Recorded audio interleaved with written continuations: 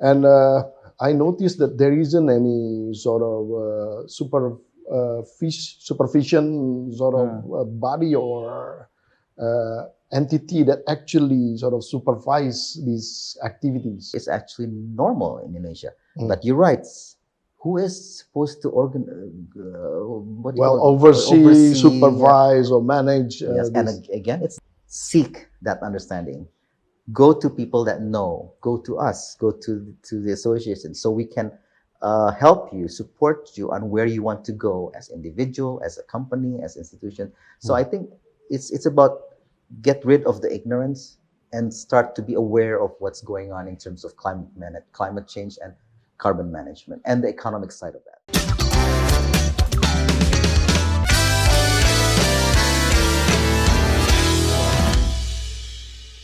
Bismillahirrahmanirrahim. Assalamualaikum warahmatullahi wabarakatuh. Yes, oh yes, decarbonizers and carbon activists all over the world. Hello and welcome to join us in the Carbon Forum. This is our first edition of the Carbon Forum, and we're lucky to have one of the interesting guests, and he will talk about the human resources development in the carbon sector of Indonesia. I'm proud to present Bapak Lastyo Kuntoaji Lukito, also known as Pak Yongki. Hello, Pak Yongki. How are you? Hi, Pak Poempida. I'm fine, thank you. I hope you're fine as well. I'm fine, thank you. And it's excellent. Thank you for being here. And you're the chairman of ASXI, right? And can you tell me more about ASXI? ASXI, okay. ASXI is an association. ACEXI. ASXI. Yeah, ACE is XI. Exactly. So as sexy, somebody will say it as sexy, but we just consider ourselves as ASXI. Yes. So it's ACEXI. Yep. It's short for Association of Carbon Emission Experts in Indonesia. Wow. Okay. So yeah. And tell me more about it. Well, XXI was, I guess, was thought of initially by a group of concerned people looking at how the ecosystem of carbon management is in Indonesia. People are still confused on how to manage carbon in their respective fields or their respective positions, places in jobs or places in organization. So we thought of, hey, let's combine all of this and form an association. Hence, we formed the association sometime last year. This is already 2024. So last year already. It was last year, right? So it was first thought of in August, and a group of us got together and said, well, what do we want to do? We want to increase the human resources, the technology, and the understanding of carbon management in Indonesia as an ecosystem to support carbon trade, to support carbon management, to support decarbonization, to support Indonesia's long-term strategy and short-term targets for NDC, for instance. And that's what we aim to do. So AXEXI was initially thought of in August, but we actually launched. Initial launch was in November, and we had a grand launching in December 13th. 2023. Oh, just quite recently, just right? Recent, yes. Wow. Well, how do you come up with this idea and creating this association? And obviously, you are being optimistic towards these carbon sort of communities in Indonesia. Can you explain that? Yeah. First of all, there's a lot of players in the carbon management. I'm not talking about just trading. So we have a upstream to downstream playing field now. So upstream meaning that, hey, we need to decarbonize whatever we're doing. If it's an industry, a company, or ourselves as individuals or as a community, we need to think of decarbonizing to lower our carbon emission. That's the upstream thought. The downstream, you can manage that, and all the way it goes to the downstream of carbon trading or even carbon tax that's now being being discussed in Indonesia. So widely discussed by either in the government or in the public sector. So that's why we thought of just attaching ourselves to that upstream to downstream ecosystem to support that through our human resource development. Because we see that it's still lacking of human resource support to that ecosystem. in the ecosystem, right? What kind of people can join this association, and how do they actually manage to do so? Well, first of all, I mean, again, the players in the carbon management ecosystem is a lot. You can be a government official. You can be a government official thinking of not just in the climate or in the environmental perspective, but also in the economic area, or what you call that, industry or mining sector. And you have also this private sector, right? And you have individuals who are none of them, who's probably NGOs or experts, academics, or just somebody who's just concerned about carbon management. So you can be either of that, and you can still join as SEXI or as X1 as a member, and eventually, if you want to also join as the organizer, why not? We have always room for those who voluntarily support us. To become a member, we have a website. We just launched the website in December. It's www.acexi.org, and you can find membership there. Just click the membership. The application. The application, and you can go through that easily. Just fill in the form, and then you submit it, and that's it. Yeah. You're a member. I'm a member. Without any without any sort of clarifications or no. We just want to know what your concern is, what you are doing now. Are you a private sector in really, for instance, in private sector, if you're an employee, you can be an employee of a company in the unit that manages the environment side, for instance, but you can also be part of the operation side. So we want to know which one you are and what your concerns are. Then you can fill that out as well. Is there any cost or fee or whatever Yes, that comes with it? Yes, there is. There's as other associations, there is an annual fee. Then you can it's like a subscription, and you what do you call that? You continue that after 1 year. You can what do you call that? Top it up or something like that. And what's the advantage of being a member of this association? Well, you'll be part of the association. You'll be part of a pool of experts. You'll be part of pool of practitioners. You'll be part of a pool of academics that people that can be a one-stop place to discuss. They're knowledgeable. Yeah, they're very knowledgeable from a lot of what do you call it? A lot of knowledge, from a lot of educations. We have the legal side, we have the substance side of carbon. We have the experts in carbon emission or what do you call that, pollution, if you want to bring it a little bit broader. But you also have those who are very much concerned and very much want to do something on the ground. You have those small NGOs thinking of how can we as individuals decarbonize ourselves. So we have a lot of ways to be part of that, and you can pick which one is your passion. But and then the ultimate goal of the association is, if you want to certify yourself, you can do that also in the future through this association. Oh, so you can become a professional, right? Yes. By joining this association, or do you need to go through any certain trainings or whatever? Yes, the association now is developing a training methodology, which will lead to a certification. Hopefully by mid this year, we'll have that running. So once you know where you are in the ecosystem, you can then determine which training that you should take, that you want to take to help you reach your goal, whatever is it a personal goal, or is it a occupational goal, what you call a career goal, and then once you've reached that level of training, you can have yourself certified through a separate agency or company for certification under the Indonesian law. Wow.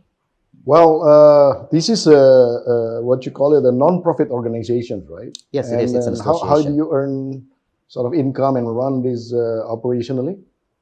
Well, aside to the annual fee, which is not much, we also have we can be partners for um, for institutions, for agencies, for companies to help them advance their carbon management efforts. So we can become partner. Of course, there will be agreement and so forth for determining what types of the scope of the work. And we have since we have members, we have expertise, pool of expertise ready to cater to what you need, what such company needs or such institution needs.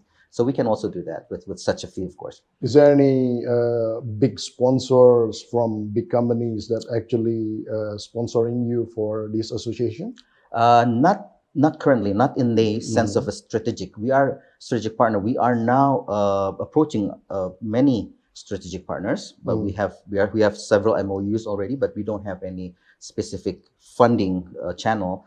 But for certain occasions, like such as the grand launching, we had some support, some donations. So it's common that some companies donate or individuals donate to a certain event. You know, the big bucks in Indonesia right now comes from mining or oil and gas companies at the moment. And how do you see the issue on the greenwashing sort of issue? Of course, Are you going to accept any sponsor from them or? No, that's why we do a due diligence. We do not want to support. We do not support greenwashing. That's definite.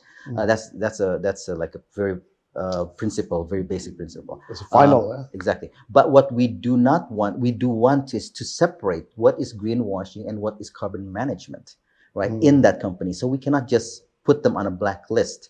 We want to help them determine, hey, there are methods to help you reduce your emission, to decarbonize without having to greenwash. Right. So we have that expertise to help companies through that method as well. Excellent, because greenwashing is a very important issue in the decarbonizations, and if you don't actually distinguish this well, then might as well, it's going to go and bust, because otherwise the carbon market will not, be boosted.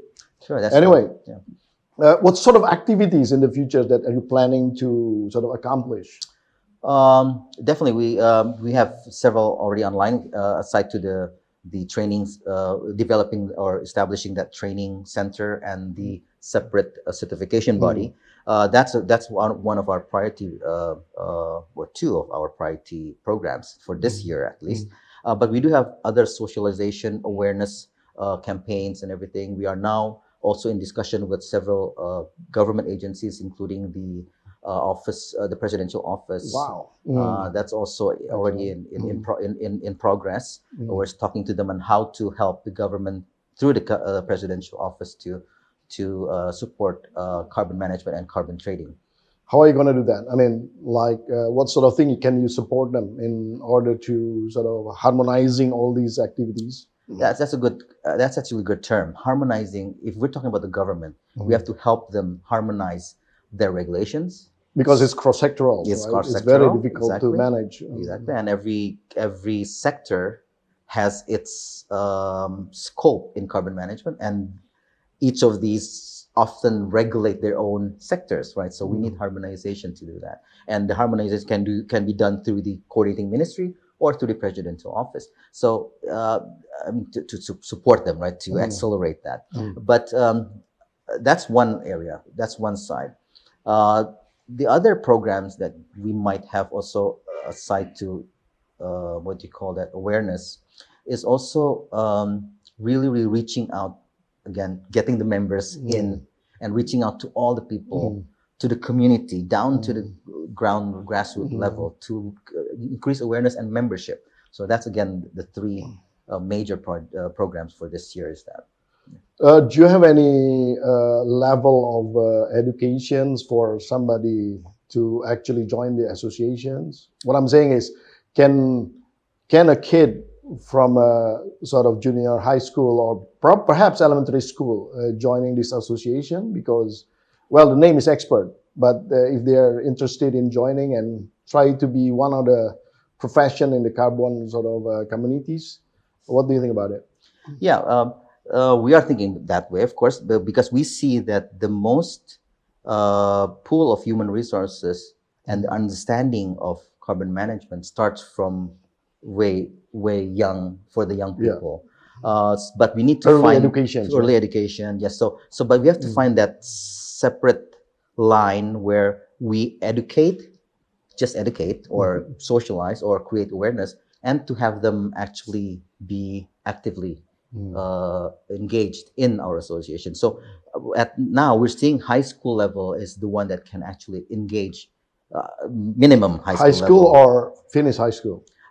even from high school, Okay. because they already have the ability to conduct Digest. discussion, Yeah. digest what, yes, exactly, digest the importance, the awareness of carbon management, carbon emission management, and then they are in the next stage of being the next human resources, right? So a high school graduate can actually join as a member, as member, and be trained to become a surveyor, for instance, and be certified as a surveyor. And in terms of certification, there's 7 levels at least, depending on the sector, but mostly it's 7, and that starts with the high school level. High school graduate, yeah, yeah. vocational high school graduate, and and above all, and going above with with graduate, with what do you call it, bachelor's degree, master's degree, PhD, and whatever other levels that can come up to that 7 level of So they need to certification. go through certain trainings, but are there going to be any examination that they need to attend and sort of pass? We're still actually developing that method. The training itself, definitely to pass the training, there will be attached to that some examinations. But as a certification body, it's in the certification side of that. It's not a pass or fail. It's basically, if you're certified, if you already have that expertise, they can just look at it and and put in some forms and make sure that you are at that level. So yes, there's a level of test, but it's not like one of those academic tests. It's a professional test.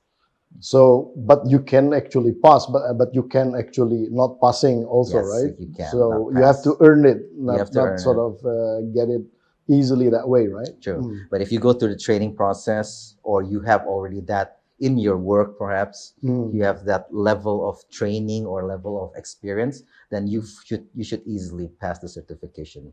Right. Now we're talking about standardization.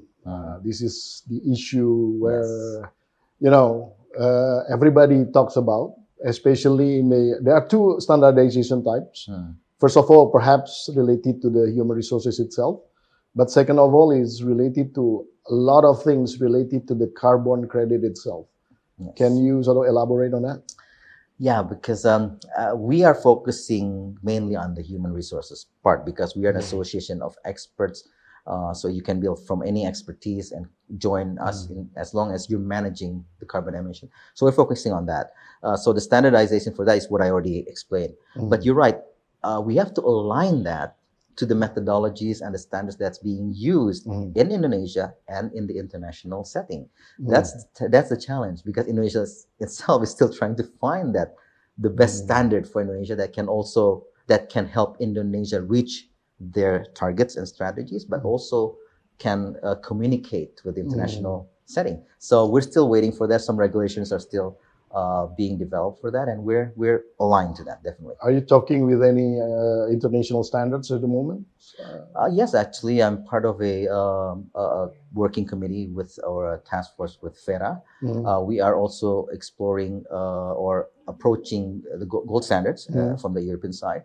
So that's the two major that we're looking at this moment, because those are the two major certification or standards that are being used now worldwide. Well, excellent. So I hope that you can be successful in this sort of standardization sort of issue, because it's very important for us all. Yeah. Yeah, and it's important in Indonesia because Indonesia has its own standards, and we are also definitely, because we're working in Indonesia, we need to understand that standard. And then we have to make sure that it's aligned to the SRN, the Standard Registration. Do you think they can be aligned?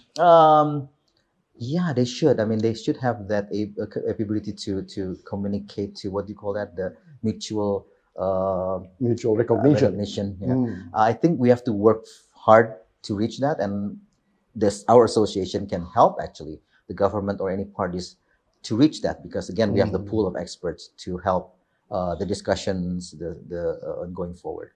Wow.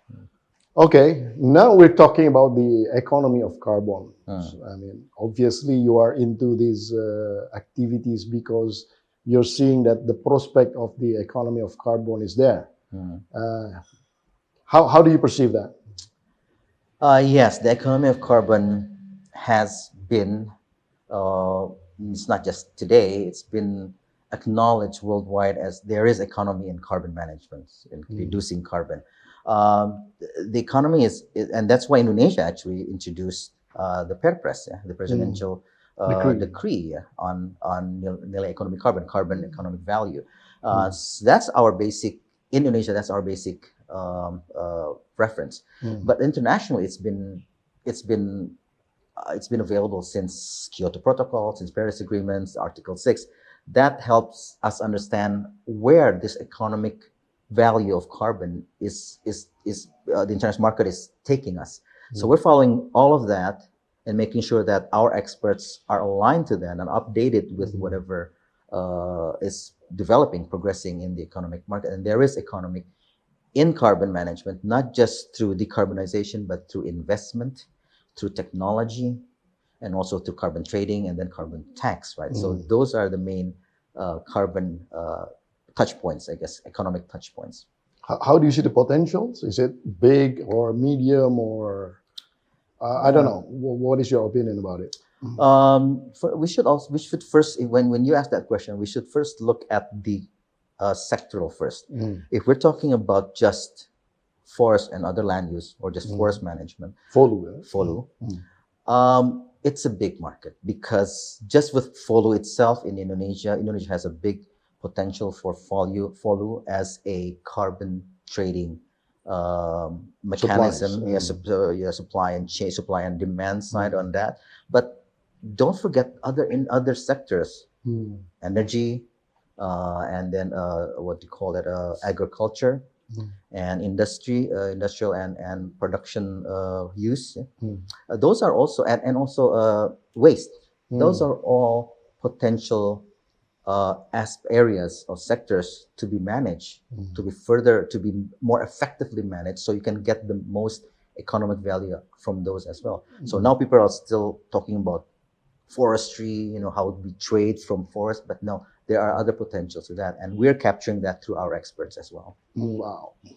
Experts and members. At the moment, how many experts you have within your organizations? Now we have about 20, but it's growing, 20, 30, I think, yeah. Experts. Because they're from a lot of sectors. They're not fields. They're not just from environment or from carbon management, carbon trading. They're also from legal. They're from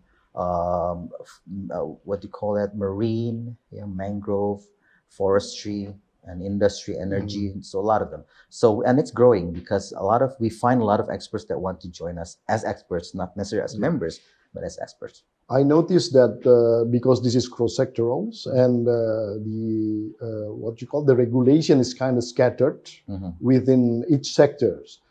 And the way that I see it, that because everybody is doing their own sort of things, in each sector, and I noticed that there isn't any sort of supervision sort of body or entity that actually sort of supervise these activities, because I don't think the president can do this. For example, if the president is trying to sort of oversee these activities, then I don't think he can actually manage to understand in terms of the details.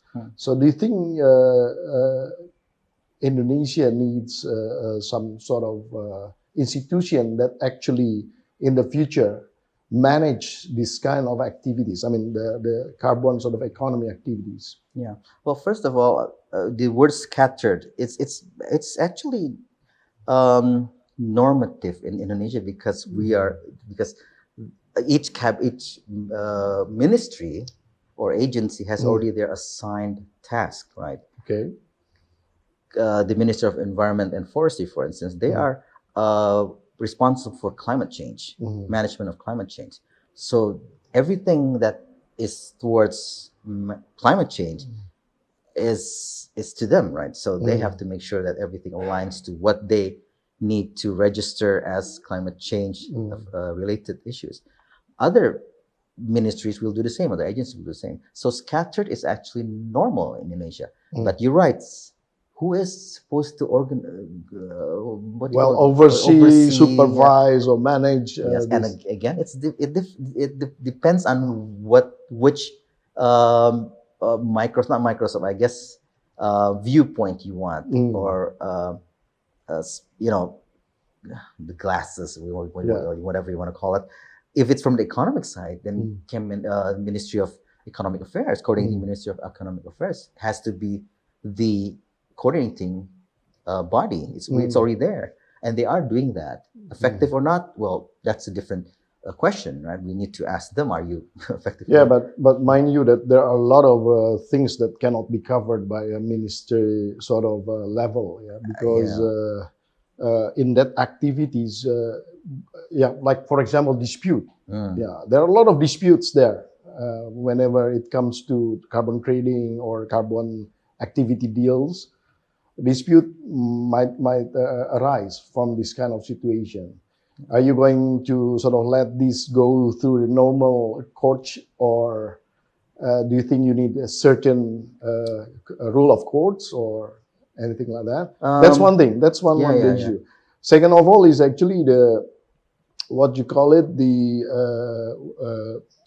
I would say the ethics, the standards, because when it comes to this kind of ethics, when you claim somebody earns this much of carbon emissions, like for examples, if you cannot be trusted, then nobody will sort of believe it anyway.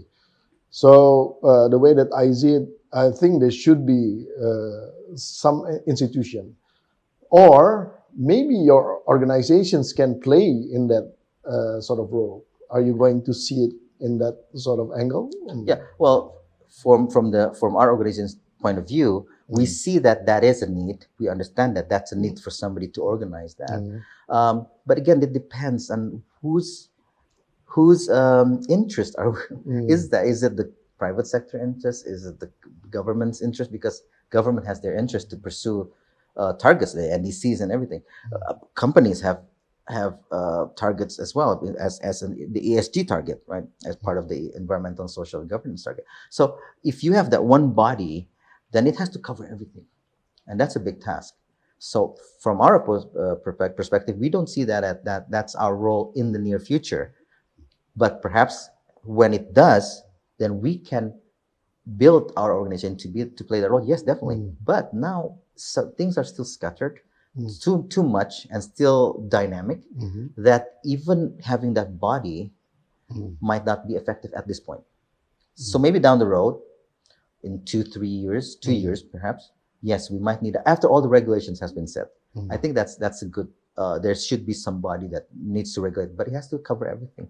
That's the challenge, right? It has to cover the economic side, the technology side, the standardization side, the human resource side. We are at a stage where we are moving towards that, but maybe in the next 2 years we're ready. Oh, good. Well, I know that you need to socialize this idea of yours, and this is one of the channel that we're going to use. Just watch the Carbon Forum, and can you actually give some sort of inputs to us related to these Carbon Forum activities?